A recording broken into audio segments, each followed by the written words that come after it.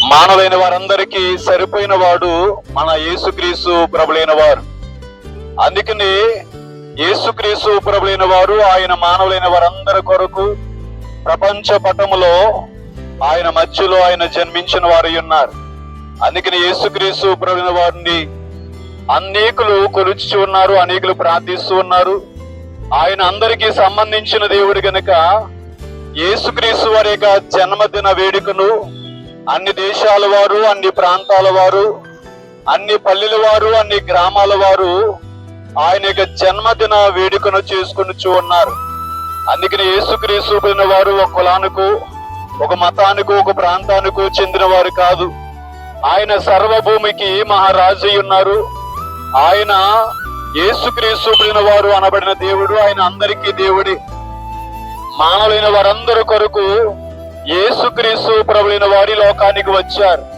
యేసుక్రీస్తు ప్రభులైన వారు ఎందుకు ఈ లోకానికి వచ్చారు అనంటే మానవులైన వారందరి కొరకే. ఎందుకు మానవుని కొరకు లోకానికి వచ్చారు అనంటే మానవులను రక్షించడానికి క్రీస్తు యేసు ఈ లోకమునకు వచ్చెను.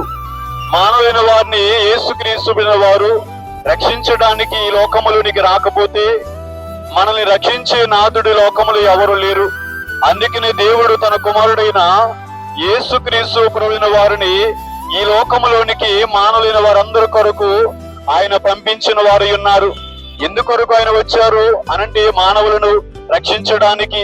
ఎందుకు మానవుని రక్షించాలంటే మానవుడు పాపముతో నింపబడి పాపం వలన వచ్చి జీతము మరణము.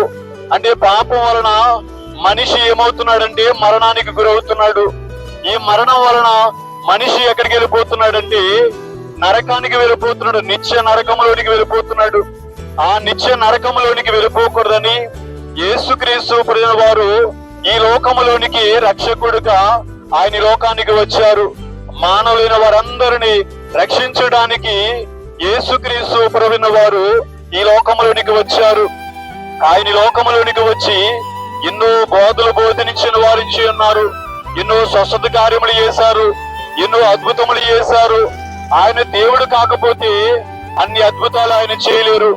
యేసుక్రీస్తు వారు చేసిన అద్భుతములు ఎన్నో మనం వెలకట్టలేము. అన్ని అద్భుతాలు ఆయన మానవులైన వారందరి కొరకు దేవుడని నిరూపించుకోవడానికి యేసుక్రీస్తు వారు ఆయన లోకానికి వచ్చారు. యేసుక్రీస్తు వారు ఆయన దేవుడు కనుకనే ఆయన కుంటివారిని బాగు చేశారు, గుడ్డివారిని బాగు చేశారు. అలాగే అనేక మంది చనిపోయిన వారు కూడా ఆయన లేవనెత్తారు.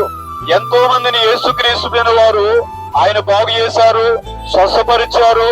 అలాగే చనిపోయిన లాజరును కూడా ఆయన మరలి తిరిగి లేపిన వారు ఉన్నారు. దేవునికి అసాధ్యమైనది ఏదీను లేదు. ఆయనకి సమస్తమును సాధ్యమే. మనుషులు కొన్ని మాత్రమే చేయగలరు, కానీ దేవుడు ఆయన సమస్తమును చేయగలరు. ఎందుకంటే దేవునికి అసాధ్యమైనది ఏదీ లేదు. నీవు ఎలాంటి వ్యాధితో ఉన్నా, ఎలాంటి బాధలతో ఉన్నా, ఎలాంటి శోధనతో ఉన్నా, ఎలాంటి అప్పులతో ఉన్నా, ఎలాంటి పాపములతో ఉన్నా యేసుక్రీస్తు వారి ఆయన మాత్రమే సాధ్యము మనల్ని విడిపించడానికి. ఆయన సర్వశక్తిమంతుడై ఉన్నాడు. ఆయన సర్వభూమికి మహారాజు ఉన్నారు. ఆయన మానవులైన వారందరికీ దేవుడై ఉన్నాడు. అందుకని యేసుక్రీస్తు వారు నమ్ముకోండి, మోక్షానికి చేరండి. యేసుక్రీస్తు వారు ఆయన చెబుతున్న మాట ఏమిటంటే ప్రయాసపడి భారం మోసుకొనిచున్న సమస్త జనులారా మీరు నా దగ్గర రండి.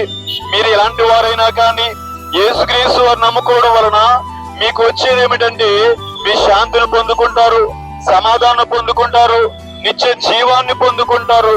యేసుక్రీస్తు వారు ఆయన గొప్ప దేవుడు.